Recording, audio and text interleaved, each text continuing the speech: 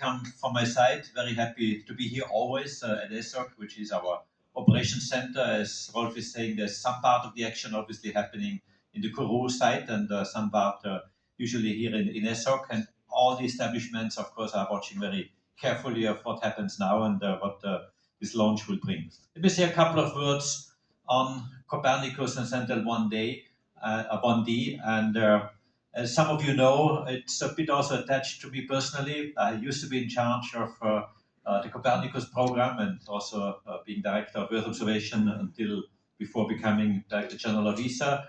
So this means a lot to me. It's a very special mission. It's the fourth one of the Sentinel-1 series, so 1D. The first one was 1A, obviously. And I still remember the launch of Sentinel-1A very vividly, and was a very emotional moment. You can imagine I was at that time in charge of the Copernicus program. It was the very first launch of Sentinel-1, the very first launch of Copernicus.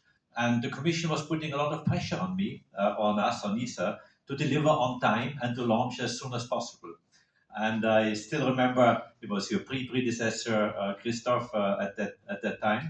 But I still remember that we had to show that we deliver. It was also one of the early days of ESA-EU cooperation.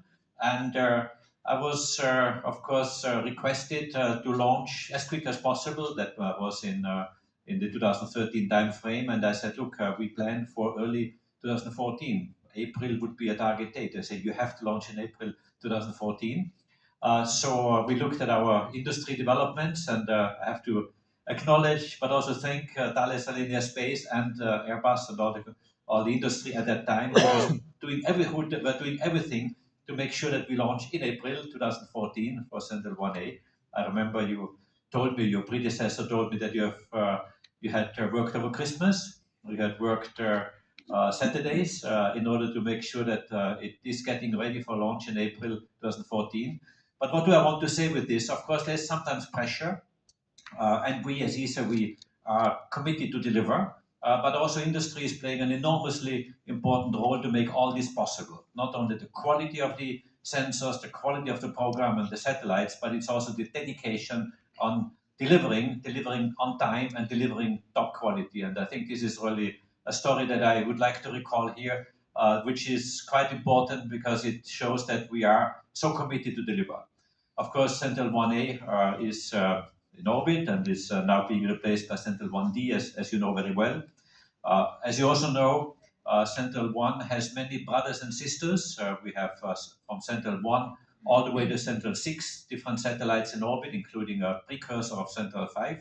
But we also have other ones in the pipeline, from Sentinel-7 to Sentinel-12. They're not yet numbered, but there are another 6 satellites in the pipeline that are coming in the next years, which are expanding the fleet of observations with different instruments and different technologies.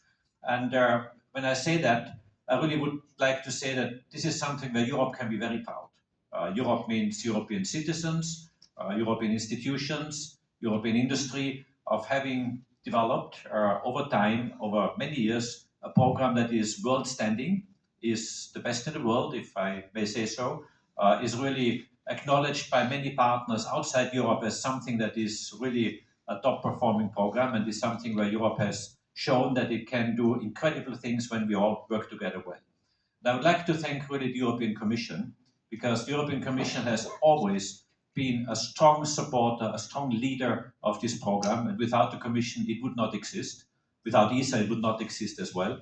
But it really shows that ESA and the European Commission can work extremely well together, always under the guidance of our member states, always with industry implementing these programs. And for me, this is a prime example that shows that Europe can do incredible things if we work together and if we stick together, if we work together.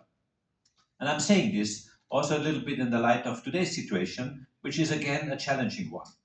When we built up Copernicus, it was challenging at the time in the early days of Copernicus. But today it's, I would say, almost more challenging in terms of what is at stake and why do we need space and why do we need space for our citizens and our people. And this is exactly what Copernicus is doing. We deliver services for farmers, for fishermen, for ship traffic captains, for airline pilots, for disaster managers, and many people using our data on a daily basis, on a daily level. We disseminate 350 terabytes of data every single day across the world, based on our data policy, which the European Commission has decided as a free and open data policy. And that's a gift to the world, but it's also a gift to many users, building up very strong services and putting Europe at the very important position in order for Europe to be recognized as a leader in building up this space component. And if I say that, I also say that today, of course, we're seeing this in the context of challenges that we have in front of us. We have a ministerial conference coming in less than 1 month. At the end of this month, we have a very important moment, and this is a moment where we have to reflect, and our decision makers are doing this right now. How much space do we need in Europe? How much do we want to make sure that our industry keeps leading and keeps being at the forefront of technology and industries worldwide in particular segments? And how much do we want to be sure that this commercially fast-growing sector of space is also a place where Europe will take its share of the cake, or its share of these opportunities which are coming up. And this is therefore a very important moment also in view of the ministerial conference. Of course, Central 1D is one of these elements doing exactly that, showing that we can do it, that we deliver success for Europe and our people. And this is a very important moment. So with this, I thank you so much.